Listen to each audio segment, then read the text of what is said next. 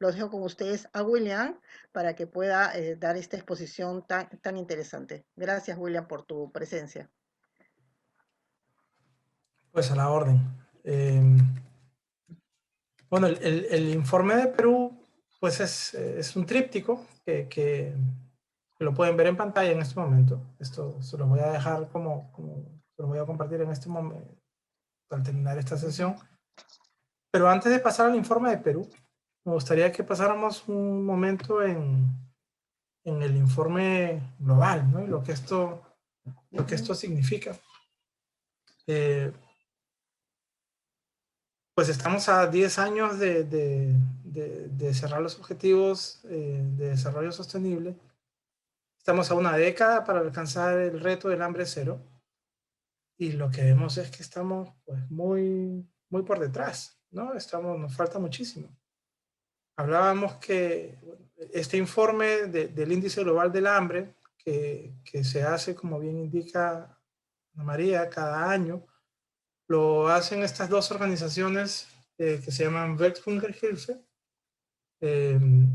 y Concern. Welthungerhilfe es una organización alemana y Concern es una organización irlandesa, de Irlanda del Norte. Y estas dos organizaciones vienen apostando esfuerzos por intentar medir cómo es que nos estamos aproximando al tema de hambre cero. Porque normalmente el hambre cero lo han estado midiendo básicamente como subalimentación. Y la verdad es que hay variables más complejas que tendríamos que empezar a revisar. Y este índice es una contribución al debate internacional sobre cómo debemos también empezar a medir los avances en cuanto a la situación del hambre. El hambre es una situación dolorosa, o sea, quien está con hambre siente dolor, ¿no? Entonces, algunos de estos elementos son los que vamos a revisar ahora y vamos a pasar por diferentes dimensiones, ¿no? Hablábamos en la presentación oficial de este índice, lo presentamos los primeros días de noviembre del año pasado, que 690 millones de personas pues están con un tipo de desnutrición.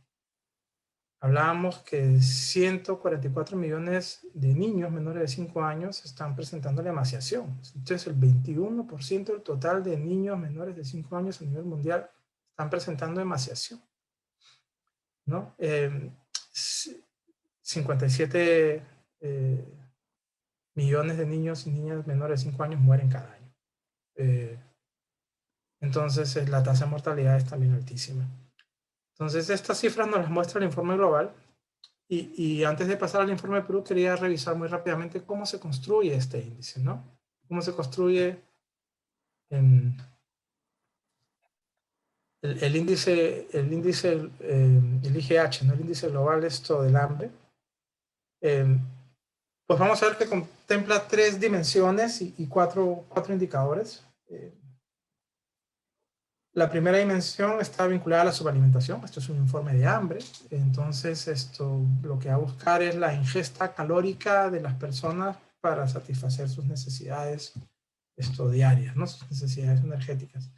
Y este índice de subalimentación no es nada fácil de estimar.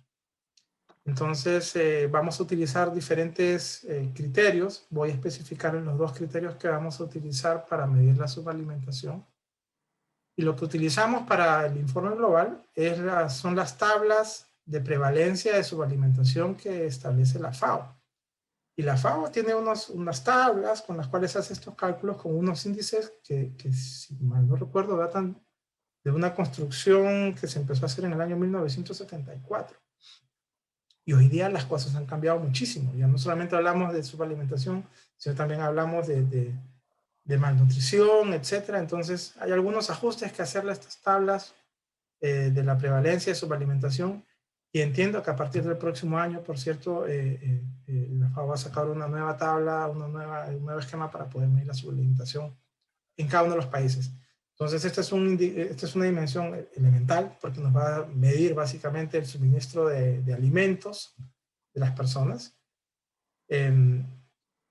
Y pues con esto vamos a poder definir mejor o con mayor realidad los indicadores de hambre o los índices de hambre en los años que vienen, ¿no? De acuerdo al estudio que hemos estado haciendo y las averiguaciones que hemos tenido con personal de la FAO el año pasado, las nuevas tablas que se van a publicar van a tener un poco más de gravedad. O sea, hoy día la situación se muestra un poco mejor de lo que realmente es. Aún así, ese es el dato que hemos tomado y con esto se utiliza el informe global para calcular la subalimentación. También medimos otra dimensión que tiene que ver con la mortalidad infantil.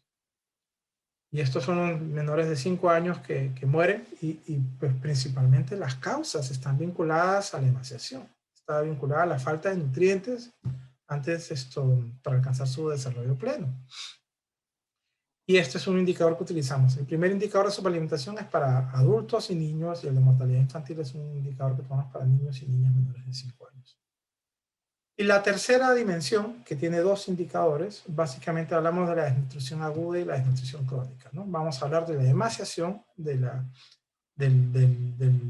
desnutrición, que genera estos problemas de crecimiento para la altura, y vamos a hablar del peso para la talla que tiene, ¿no? Vamos a tomar esos dos indicadores.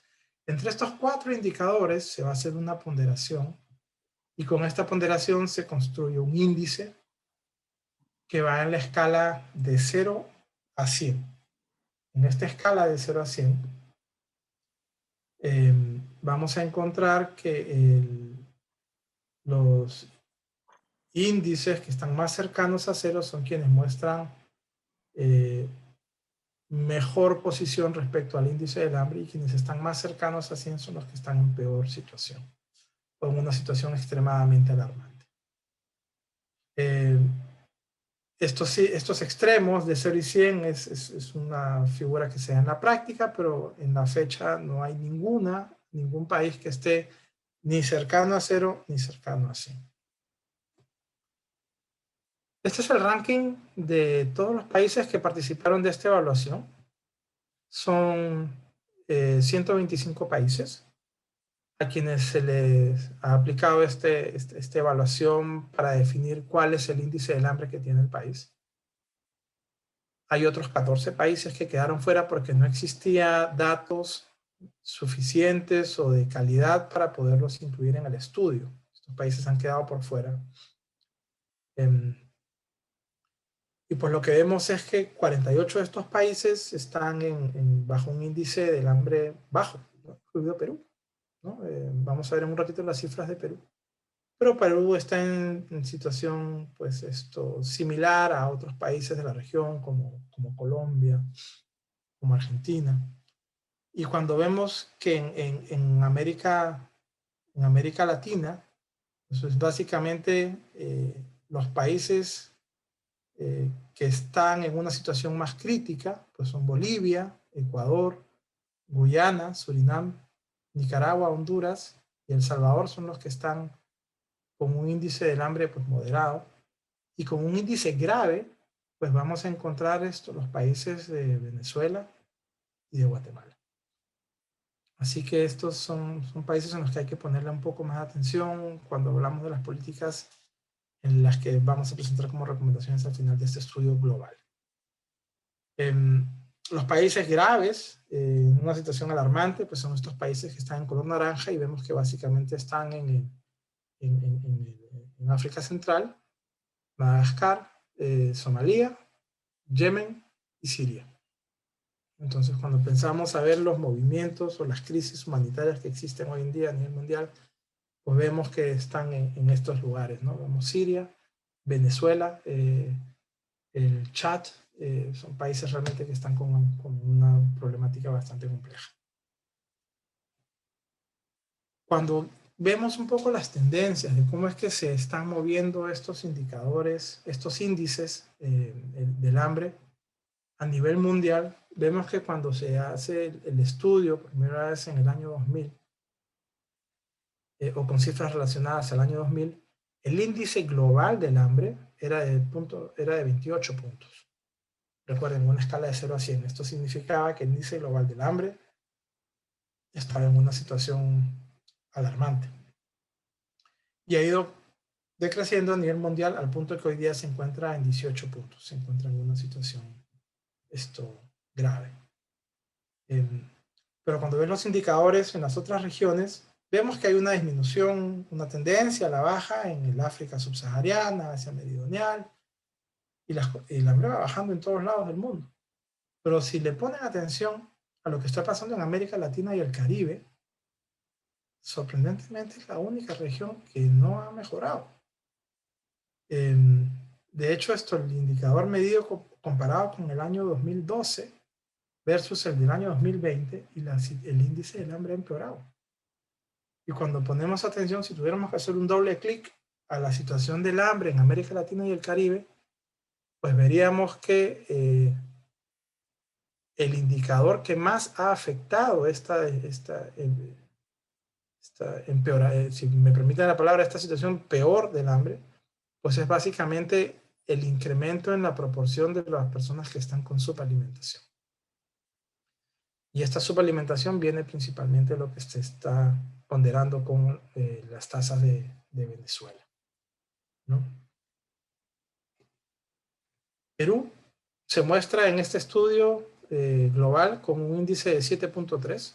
El promedio global era de 18.2 en el año 2020 y en América Latina y el Caribe era de 8.4. Es decir, Perú está pues poco mejor que el promedio de América Latina y el Caribe. Pero está todavía por detrás de Paraguay, Colombia, Argentina, perdón, está todavía por detrás de Argentina, Brasil, Chile y Uruguay, ¿no?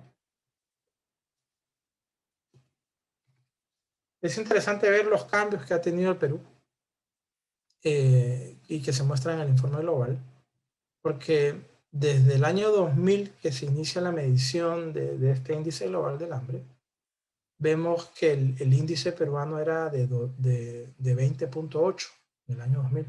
Hoy día es de 7.3, lo que sin duda evidencia una mejoría notable, ¿no? Es una mejora del 65% de los indicadores del índice que teníamos en el año 2000. Pero lo cierto también es que hemos llegado a un punto en el que bajar más está cada vez más complejo. Y ese es uno de los desafíos que nos estamos encontrando con el informe de Perú, ¿no? Porque ahora les voy a pasar a detallar lo del informe de Perú, pero es que hemos llegado a un momento en el que la estructura,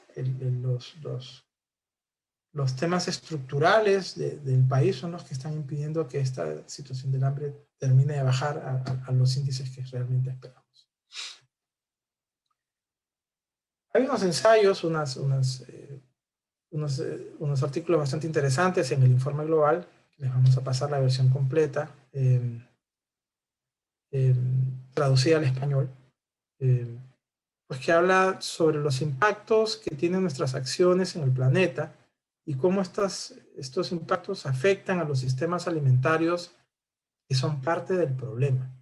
Entonces, el informe global va a cuestionar mucho los sistemas alimentarios que estamos manejando como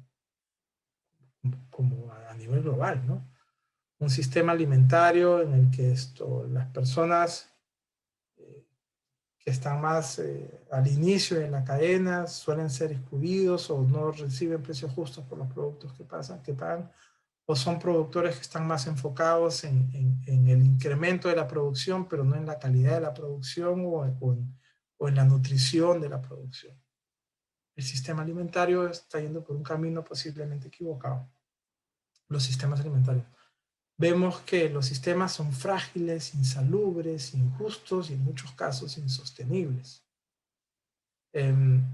Los alimentos que comemos están vinculados no solamente a nuestra propia salud, sino también a la salud animal, vegetal y ambiental. Y es vital cuidar de estos tres ámbitos también, porque si no, no vamos a lograr que los sistemas alimentarios sean sostenibles. Y buscamos los sistemas de salud tengan un enfoque integrado, ¿no? Un enfoque integrado con el medio ambiente, con la agricultura, con la seguridad alimentaria y con la nutrición. Los artículos son ensayos de Robin Alders, Osman Dar, Richard Koch y Francesco Rampa. ¿Qué tres mensajes claves nos arroja el informe global antes de pasar al informe de Perú? Que hay unas alertas muy grandes para alcanzar las metas de hambre cero al año 2030. Segunda alerta, que si sentíamos que estábamos yendo por buen camino, La verdad es que no estábamos yendo por un camino. El COVID va a exacerbar más la situación que estamos enfrentando. O sea, si estábamos en riesgo de no alcanzar las metas para el año 2030, con el COVID, estamos hasta el queso, peor. Y necesitamos transformar los sistemas alimentarios para que sean justos, saludables y sostenibles. ¿Qué recomendaciones da? Pues van básicamente en función de estos mensajes claves. Hacer que los sistemas alimentarios funcionen mejor. Ampliar las inversiones sociales para la resiliencia, inversiones sociales de los gobiernos, de las organizaciones de la sociedad civil, para que las personas sean más resilientes, puedan soportar mejor las crisis, porque cada vez que viene una crisis, la situación del hambre o los índices del hambre empeoran. Entonces, tenemos que ampliar la inversión social para que incluya elementos vinculados a la alimentación, entre otros temas, por una alimentación nutritiva, ¿no? Esto. Y tercer punto, fortalecer la cooperación y la reglamentación internacional también en el marco de los sistemas alimentarios. Estos son básicamente los hallazgos del informe global. ¿Okay?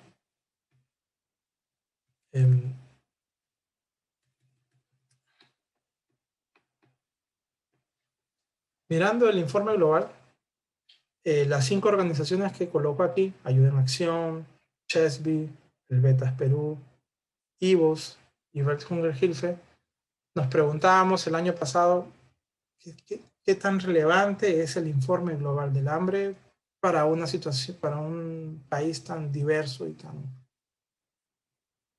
amplio, tan complejo como Perú?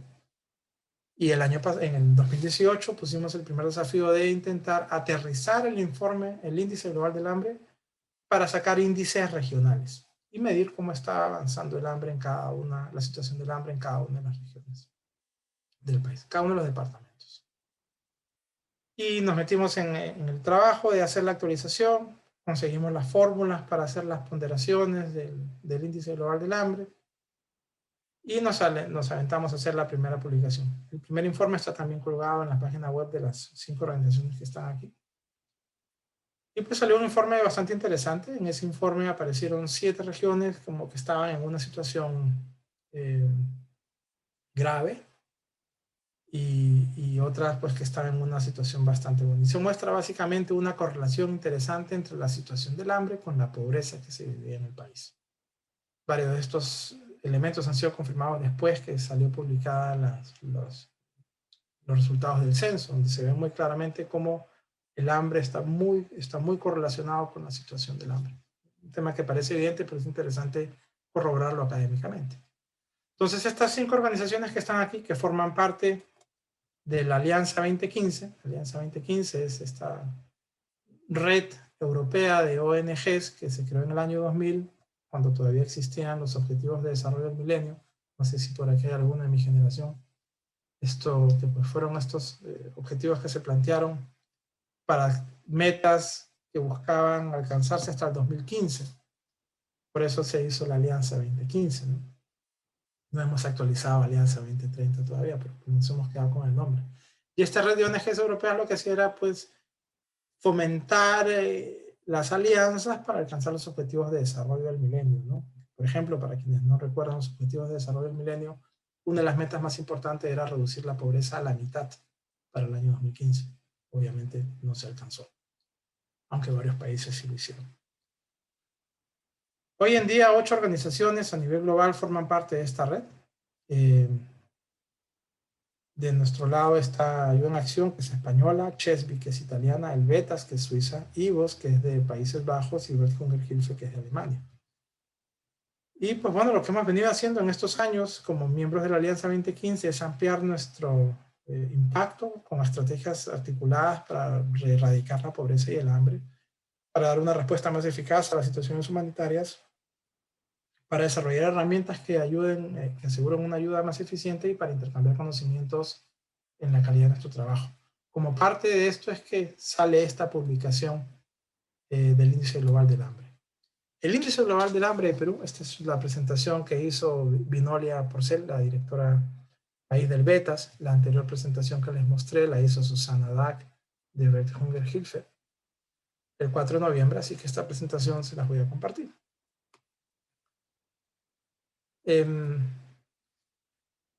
Cuando hicimos el ejercicio para ver los departamentos, pues claro, vimos este mapa que está hoy en día pintado con un departamento en serio, que es Huancavelica.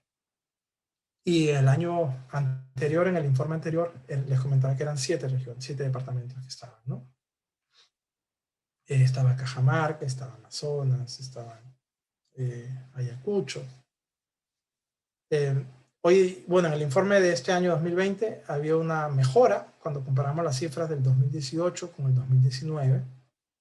Hay una mejora y de las 7 solamente hay una que se está mostrando en una situación, una escala de gravedad serio, ¿no? O sea, es grave. Esto es una situación grave, Huancavelica. Luego el resto de regiones, de departamentos en el país se muestra con una situación moderada y con un indicador bajo, solamente 4 regiones que es Lambayeque, Ica, Moquegua y Tacna. Y seguíamos cuestionándonos, ¿no? Así como nos cuestionamos hace un par de años sobre qué diferencia al momento de ver el índice a nivel nacional, donde las ciudades de la costa mueven principalmente un índice más favorable porque son las regiones que han tenido mayor progreso económico. Nos apostamos por este esfuerzo de mostrar una departamentalización del índice. Y nos fue bastante bien y los resultados que mostramos fueron potentes. Pero ahora recibimos esta información sobre cómo estaba el índice del hambre en el año 2020, que se calcula con cifras del año 2019, y teníamos esa sensación de que las cosas no estaban bien. Pero no estaban bien porque no era tan relevante mostrar solamente las cifras del índice del hambre. Esto, si la figura queda aquí, pues daríamos palmas. Muy bien, chicos, chicas, hemos hecho un mejor trabajo en temas de política pública. El hambre está disminuyendo en el país.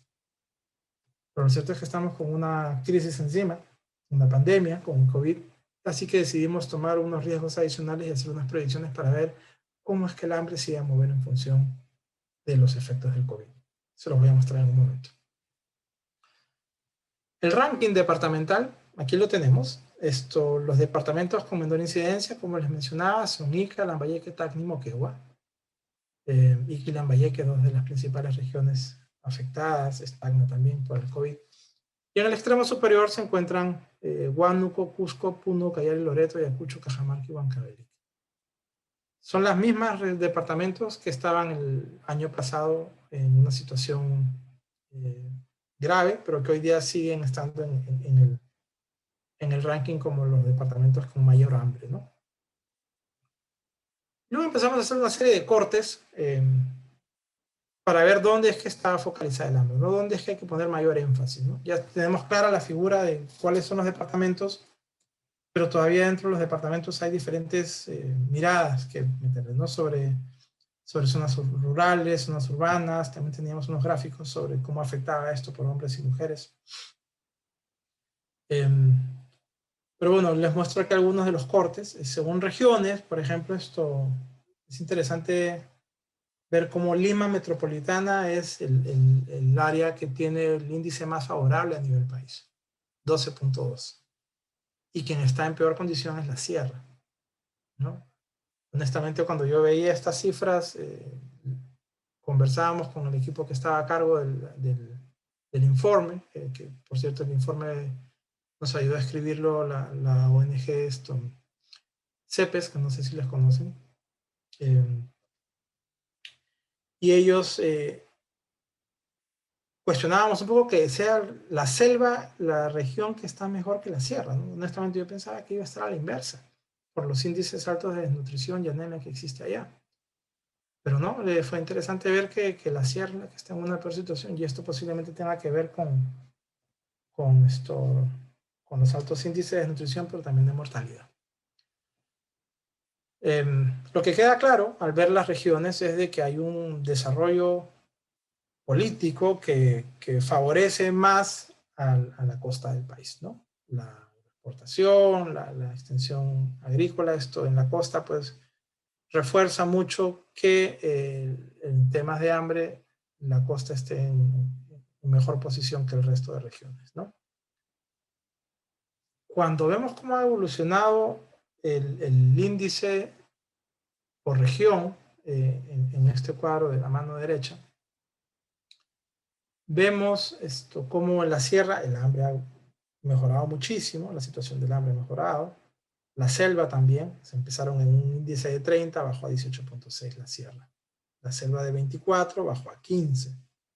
El resto de la costa de 16 bajó a 13.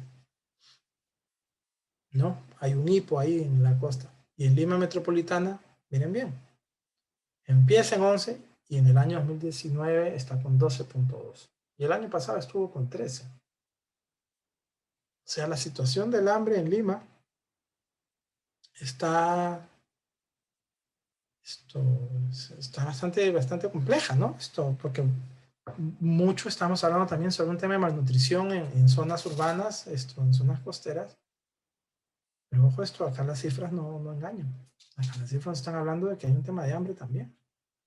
Y las variables del hambre las han visto, desnutrición crónica, desnutrición aguda, subalimentación y tasa de mortalidad.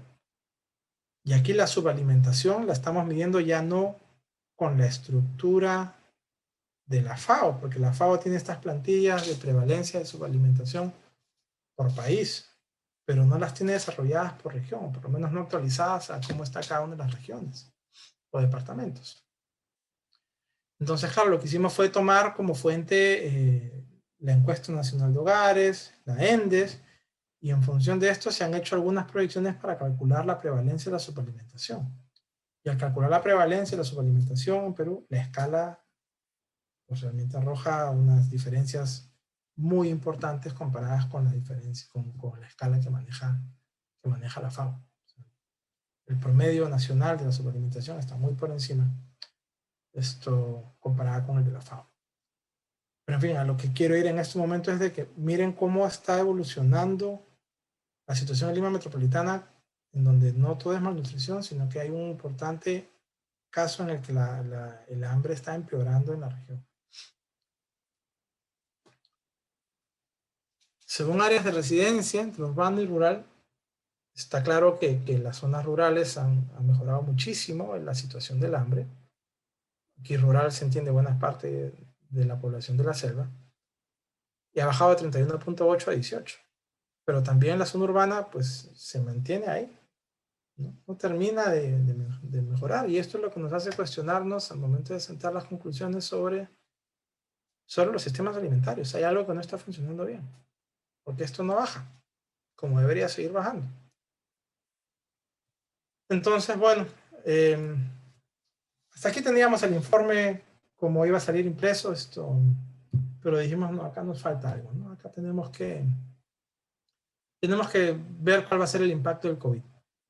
Y empezamos a hablar con nuestros aliados sobre cómo medir el impacto del COVID. Y retomamos la investigación que hicimos el año anterior y donde veíamos que existía una fuerte correlación entre el hambre, entre los índices de hambre de cada departamento con la pobreza. Entonces teníamos ya un censo publicado con los indicadores de pobreza de cada uno de los departamentos y también teníamos 2 o 3 estimaciones a nivel nacional sobre cómo iba a empeorar la pobreza a consecuencia del COVID. Entonces, a partir de esta situación en donde teníamos los datos de pobreza, los índices del hambre, con la proyección de la pobreza post-COVID, lo que hicimos fue hacer una corrida para ver cuáles serían estos escenarios del índice del hambre. Hicimos una simulación a nivel nacional, en donde veíamos cuál sería el impacto del COVID en el índice del hambre. O sea, todo lo que hemos avanzado en estos años que se veía bastante bien, pues nos hace tropezar con la situación de que, claro, el índice del hambre va a subir a 15.9 el próximo año, ¿no? El índice nacional del hambre para Perú, con las cifras locales no la FAO, con las cifras de la ENDES, el ENAO que les puse que le pusimos en la fuente del cuadro anterior, en este cuadro de aquí, cuando hablábamos de ENAO o ENDES, que son las cifras que utilizamos para proyectar las cifras en el informe peruano, de 15.3, la situación va a empeorar a 15.9. Para que tengan una idea, hablábamos de una situación en la que la pobreza se iba a incrementar en cerca de un 28%. Esa era la estimación más grave. La más leve hablaba de otros escenarios. Al hacer la corrida vemos de que el hambre iba a impactar en el índice de 15.3 a 15.9. Con un impacto moderado, es decir, utilizando la media de las estimaciones de los promedios de la pobreza, veíamos que la situación del hambre iba a subir a 16.7. Y una situación crítica iba a subir a 17, que es una situación que nos lleva a cómo estuvimos en el año 2014. Cuando hicimos la simulación por áreas urbanas, miren el pico que da. O sea, quienes más afectados vamos a estar por la situación del hambre post-COVID, principalmente en las zonas urbanas. Y tiene sentido. O sea, en las zonas urbanas es donde está el autoempleo, las economías del día a día, negocios que se han visto paralizados por el COVID, se han roto circuitos económicos, se han parado la contratación, se han parado los ingresos, y todo esto vulnera la seguridad alimentaria de las personas. Y es aquí donde mayor afectación vamos a encontrar. Por eso es que el índice en zona rural y zona urbana se va a ver es mucho más vistoso el pico de retroceso, ¿no? Inclusive dentro de un impacto leve. El impacto leve del hambre en la zona urbana nos va a llevar a situaciones similares a las que teníamos en el año 2010. O sea, el área urbana, en un impacto leve, nos va a hacer retroceder 10 años en todo lo que hemos logrado en mejora del hambre. Eso es para que tomen nota de la gravedad de lo que estamos viviendo y la complejidad en políticas públicas que va a tener el gobierno entrante para recuperar estos índices de hambre que hoy día están complicados a nivel mundial. En áreas rurales el impacto es ligeramente menor, porque ya estaba mal, pero aún así el retroceso que se puede ver, nos va a hacer llegar tranquilamente a cómo estábamos en situaciones similares al 2018 o hasta el 2015. No muestra aquí la gráfica, pero en el 2014 no vamos a estar peor que las cifras del año 2014. Y estos mapas, que bueno, tienen unos colores diferentes a los que estamos usando en el resto del informe porque son proyecciones, no queríamos confundir ni cruzar estas cifras con las cifras oficiales, por eso es que tienen otros colores. Pero vean cómo es que se ve el impacto desde leve a severo en función de cada uno de los departamentos, ¿no? Si recuerdan, en el año 2020, que sacamos el informe, habían 4 departamentos que estaban pues en una situación buena, por decirlo, ¿no? Estaban con un indicador un índice menor a 9. Y eran Lambayeque, Ica, Moquegua y Tacna. En el impacto leve, miren, Tacna sale del cuadro. Honestamente, con las cifras y proyecciones de pobreza que tenemos hoy día, yo me animaría a decir que Lambayeque también saldría de este cuadro como un escenario leve. En el impacto moderado se empiezan a pintar las zonas de la selva con una mayor afectación que hoy día no se muestra. Entonces, a partir del COVID vamos a ver que las situaciones en la costa van a empeorar, pero quien está llevando una buena carga del peso del COVID van a ser las zonas vinculadas a la selva. Así que esto es básicamente el informe, algunas conclusiones que las van a poder ver en el informe que les vamos a adjuntar. Pero esto tiene que ver con una gran conclusión que salió en el informe. Es que cada vez que tenemos avances en temas de desarrollo, el avance es tan precario, es tan débil, que cada vez que viene una crisis humanitaria, tira al suelo todo lo que se ha logrado. El COVID no es la única cosa que nos ha golpeado recientemente. Hace poco nos golpeó un fenómeno del niño costero. Años atrás nos golpeó un terremoto en Pisco. Cada vez que hay avances, viene una crisis humanitaria y tira por el suelo todo lo avanzado. Entonces, parte de las conclusiones van a estar vinculadas a políticas públicas en las que lo concluían en el informe global también, en donde tenemos que establecer acciones que ayuden a fortalecer la resiliencia de la población, resiliencia frente a situaciones, a peligros que enfrenta la ciudadanía, peligros naturales como peligros creados por el hombre. Y bueno, y Ana María, que te ha estudiado temas vinculados a gestión de riesgo, seguramente no va a poder dar clases sobre ese tema, pero hay un tema estrechamente vinculado a las políticas de desarrollo que tienen que ver con una mala gestión de los riesgos. Así que hay que dar continuidad a políticas públicas que busquen favorecer el crecimiento y desarrollo económico, descentralizado y orientado a reducir las desigualdades y de manera a completar y a reducir los riesgos que enfrentamos frente a desastres. Necesitamos fortalecer la visión integral de las estrategias de seguridad alimentaria y la ley de promoción de desarrollo de agricultura familiar como instrumentos orientados a favorecer a los segmentos menos favorecidos de los agricultores. Hay una obsesión por el Ministerio de Agricultura, obsesión por quienes hacen política pública por incrementar la productividad por hectárea de los productores de pequeña escala. Creen que esa es la gran solución al problema.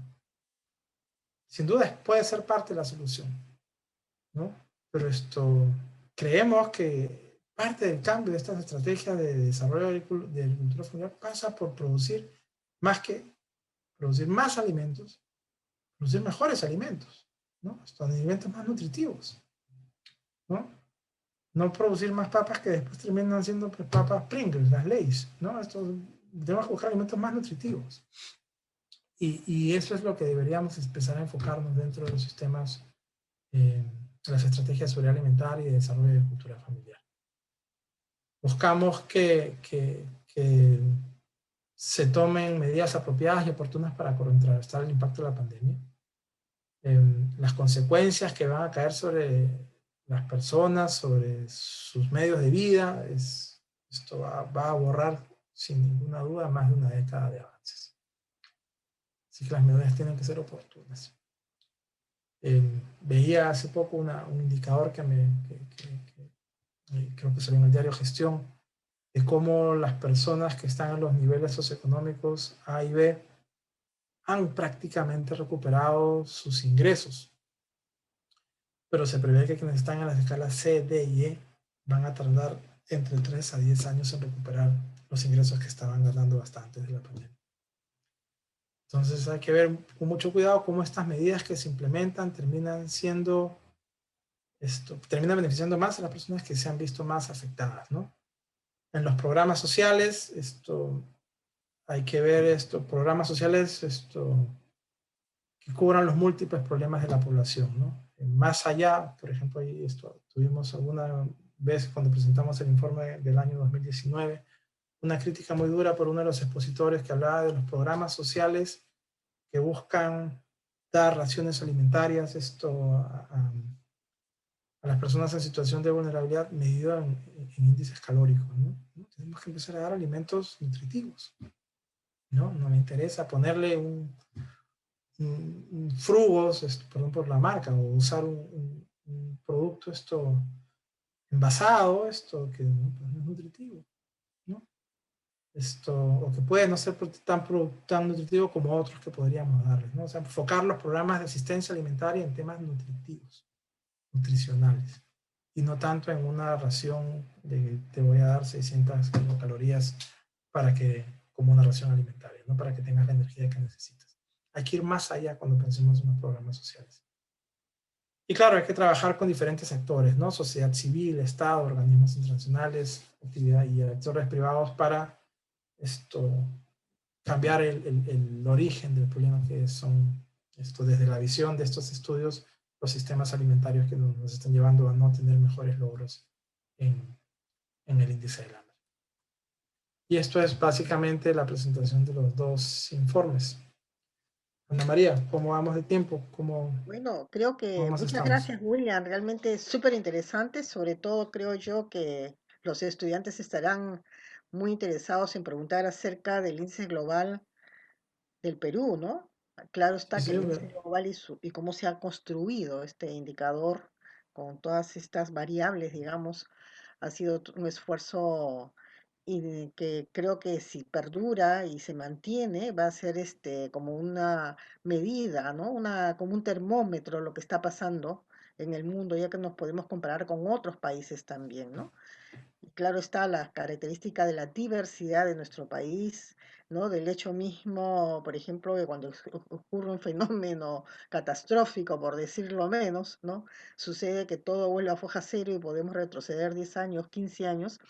Eso también tiene mucho que ver con las políticas públicas, con una cultura de prevención y con muchas cosas más, ¿no? Y sobre ujú, todo con la integración multisectorial y el enfoque territorial que tendríamos que tener en las políticas públicas, ¿no? No un enfoque tan generalizado, ¿no? Sino cómo está la situación en cada una de las regiones, ¿no?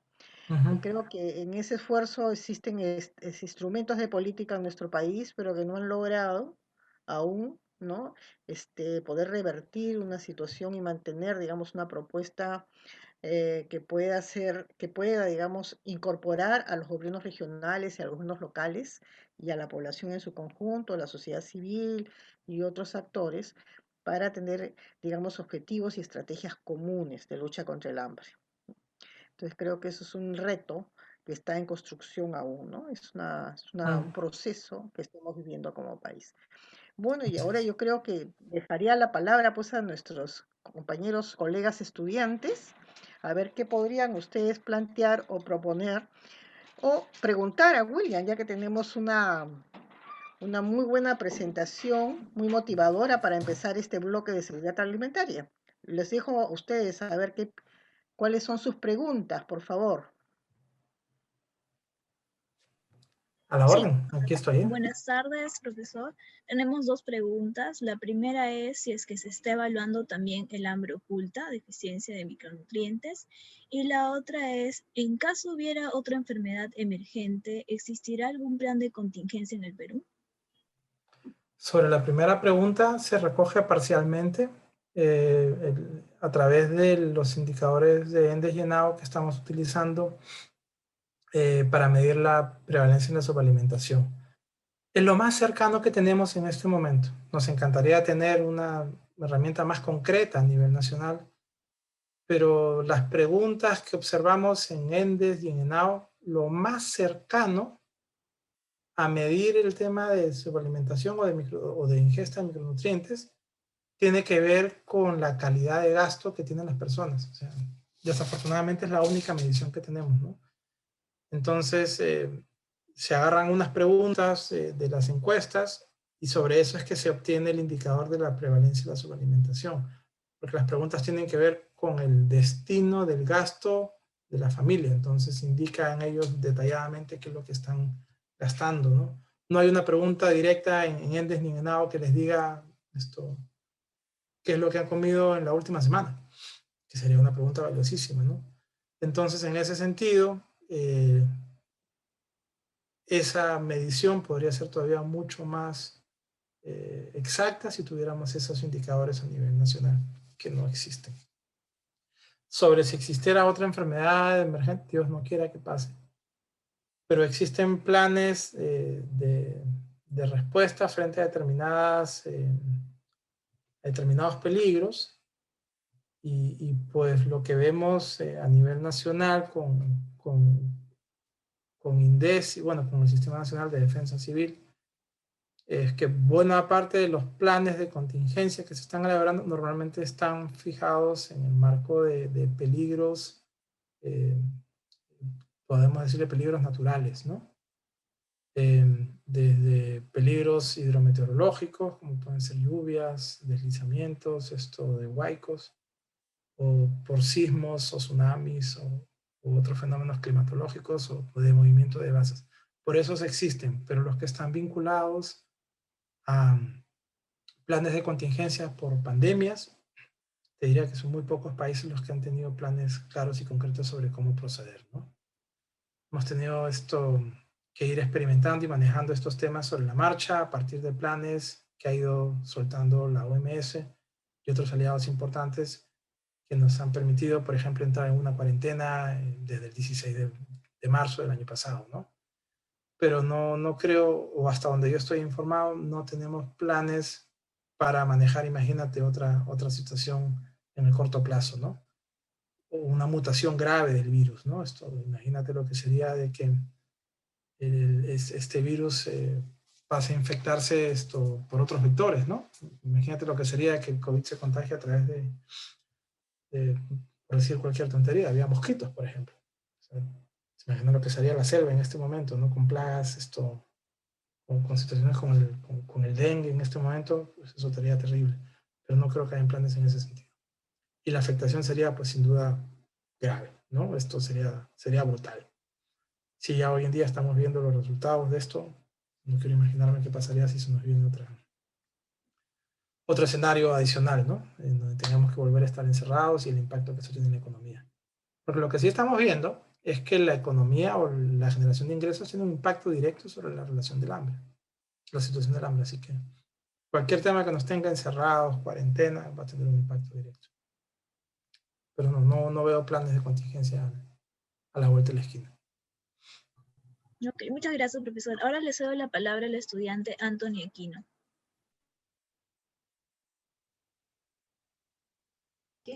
Hola, sí, buenas noches, buenas noches. Yo tenía un par de preguntas breves, no se preocupen. Uh-huh. Es primero respecto a la calidad del IGH, ¿no? Yo entiendo que el IGH quizás tiene un perfil más económico, ya que toma variables que son parte de presupuestos de gobierno. Pero respecto a la precisión que pueda tener el indicador, yo tenía como pregunta y también ando buscando sobre ello, de cuál es el gol estándar para que este índice tenga la validez o refleje lo que viene a ser, ¿no? Porque el hambre, en definición, es complejo. Entonces, dependiendo de cómo uno lo diga, es hambre, ¿no? Entonces, la otra pregunta es si el índice global del hambre, ¿qué definición toma de lo que es hambre, ¿no? Para su estudio. Y lo último que quería preguntar, bueno, informar Pero 3 es preguntas, que, ¿eh? Disculpe, lo Sí, último que sí. quería comentar es que el CENAN, el Centro Nacional de Alimentación y Nutrición del Perú, trabaja con base de datos de consumo de alimentos. Entonces, yo siempre he visto con potencial tal información para poder definir lo que es hambre también en la población. El IGH veo que tiene un perfil más enfocado a niños, entonces el CENAN trabaja con información de niños, entonces establecer el hambre, a mi parecer, con un perfil más nutricional, sí es posible, solamente que como propuesta de investigación, o bueno, como trabajo, no está definido, ¿No? lamentablemente. Bueno, esos eran mis aportes. Buen día. Gracias, Anthony. Interesantes tus anotaciones. Lo primero que haría sería desmarcarme un poquito de la afirmación sobre los indicadores que tienen un corte más económico. Hay una ponderación en 4 indicadores y de los 4 indicadores, uno recoge parcialmente una parte económica. Así que no haría tal afirmación si me permites hacerte esa corrección. Por pesos, te diría, no sería justo decir que el indicador responde a temas económicos. De hecho, el informe global toma la prevalencia en la subalimentación como una cifra dada, un promedio que se obtiene para cada país y la fuente es la FAO. No hay ningún criterio económico. Pero nosotros en el peruano, como no tenemos la data de la FAO separada por departamentos, hemos tenido que recurrir a una pregunta del ENAO sobre el destino del gasto, ni siquiera sobre el temas económicos o la generación de ingresos, el destino del gasto. Y claro, para las proyecciones, por la correlación, sí hemos visto cómo impacta la pobreza monetaria en las proyecciones. Pero no creo que sea esto económico. El estándar del hambre lo estamos definiendo en función de las 3 dimensiones que estamos hablando: subalimentación, desnutrición y mortalidad. Y de las 3 dimensiones sí, efectivamente, 2 variables están tomadas por niños y niñas menores de 5 años, porque también cuando se hacen este tipo de investigaciones globales, tenemos que buscar indicadores que nos ayuden a medir homogéneamente los resultados en todos los países, ¿no? Hay países que manejan muy bien los temas de desnutrición aguda y otros que aquí en Perú se maneja principalmente el tema de nutrición crónica. Yo en la organización donde trabajo, de hecho, tenemos una matriz de avances, de impacto en nuestros resultados, y el indicador es de desnutrición aguda, y a mí en Perú me cuesta pues, manejar la desnutrición aguda porque no es una data tan... Hay que buscar la data, ¿no? No se actualiza con mucha frecuencia. La crónica sí está hasta mensual, pero la aguda esto no cuesta. Entonces, cuando uno hace estos estudios que busca comparatividad y que tienen un alcance que va más allá de las fronteras de nuestro territorio, se suelen agarrar algunos indicadores que suelen ser más prácticos para la comparación. Así que el estándar básicamente va a seguir recogiendo estos 3 temas: mortalidad infantil, desnutrición, y la desnutrición se mide principalmente entre niños de 0 a 5, porque cuando se miden más arriba o en otra edad, hay mecanismos, pero luego es más costosa esa medición y no es tan exacta. Y está el tema de subalimentación. La definición de hambre es una definición que va más allá de la ingesta calórica. Esto es una definición pues, que tiene que ver con estas 3 dimensiones, como te digo. Y por último, tu comentario sobre el Senan, sí, efectivamente, hay mucha data disponible, mucha, ¿ok? Pero cuando quisimos hacer la departamentalización del índice del hambre, nos enfrentamos a varios problemas, ¿no? Y acá de repente te estoy contando mucha información tras bambalinas al momento de decidir qué cifras van y cuáles no van en el informe. Pero lo cierto es de que hay un déficit importante en la información que se publica oficialmente y por los organismos que manejan las datas, ¿no? Por ejemplo, por el COVID, la información de la desnutrición aguda y crónica por regiones no está publicada. Entonces, enviamos cartas a congresistas, enviamos cartas al Ministerio de Salud, al MIDIS, para saber si alguien nos da algún reporte para poder tomar como datos. Entonces lo que hemos tenido que hacer es empezar a construir cifras nosotros mismos también, ¿no? A partir de algunas proyecciones y algunas tendencias que estábamos observando.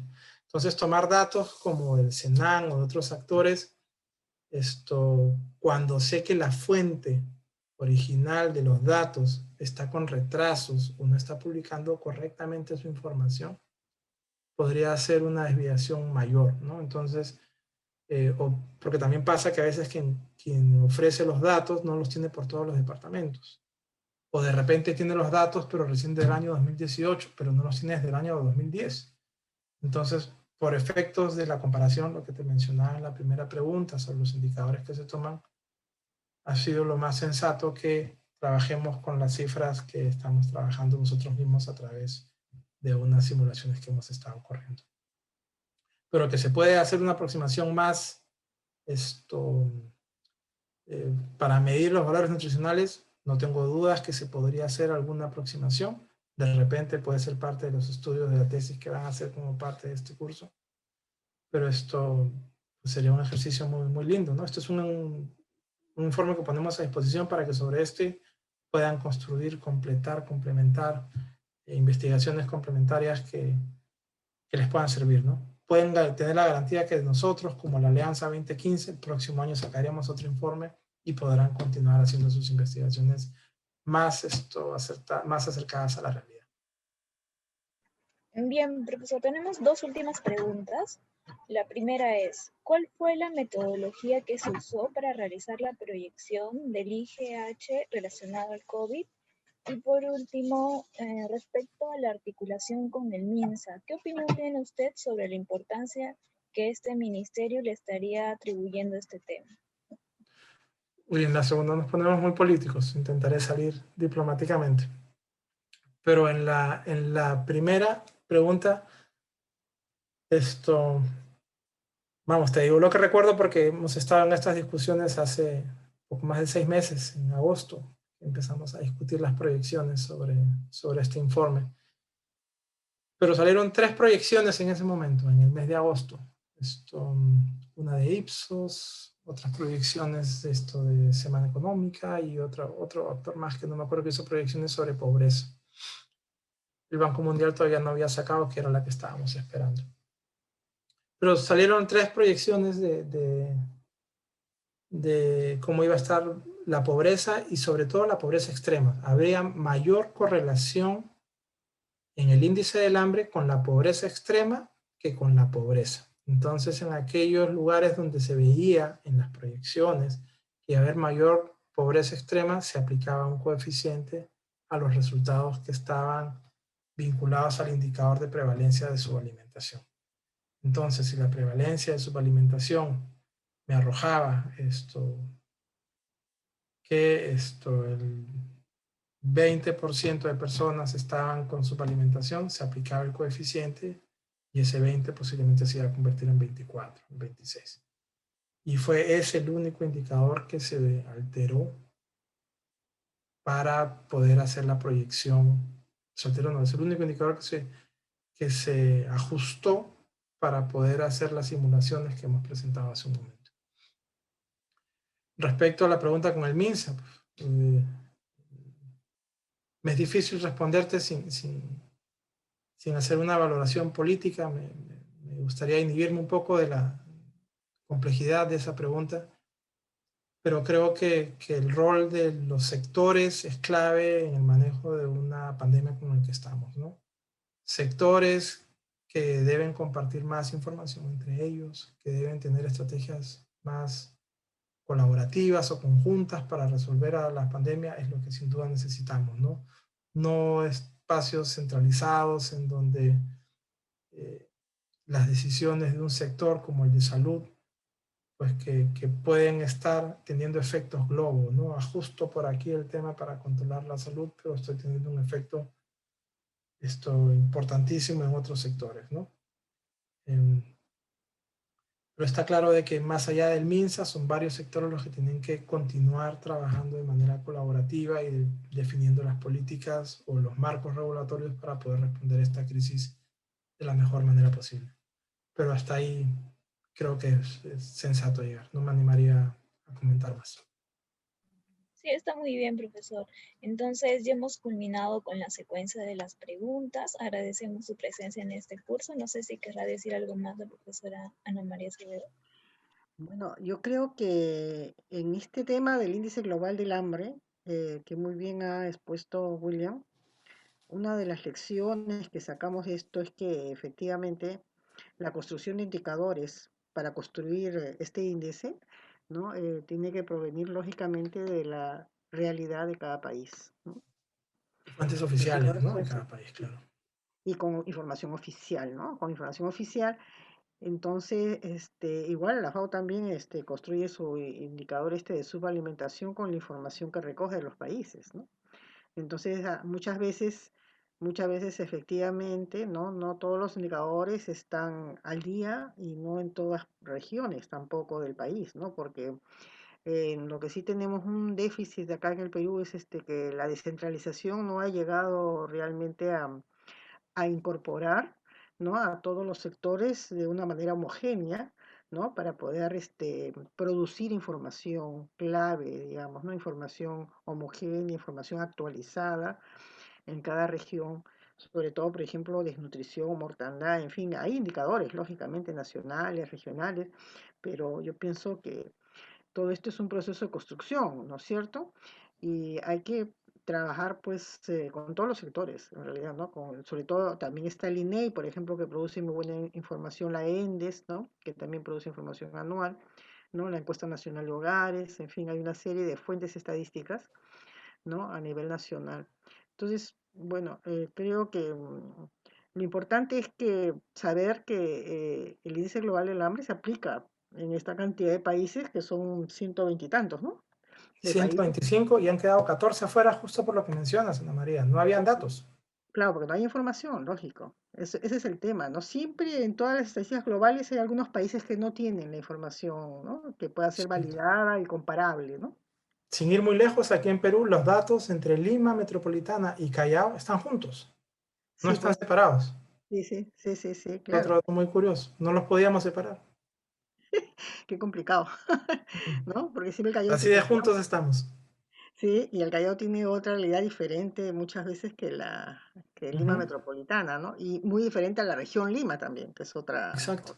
otro ámbito geográfico totalmente diferente al de Lima Metropolitana. Entonces, es todo un reto, ¿no? Bueno, yo quiero agradecer a William realmente por este inicio de este bloque de cursos sobre seguridad alimentaria, que espero a los estudiantes que han asistido pues les haya, digamos, alimentado muy bien en lo que ha sido su reflexión, que ha sido todo su proceso de reflexión sobre estos temas que recién vamos a iniciar ahora, ¿no? Bueno, William, muchísimas gracias por tu participación, A muy la orden. amable. Estaremos en la próxima, la próxima presentación del índice global del hambre. De Claro que todas. sí, encantado. Lo compartiremos posiblemente en octubre, noviembre de este año. Ok.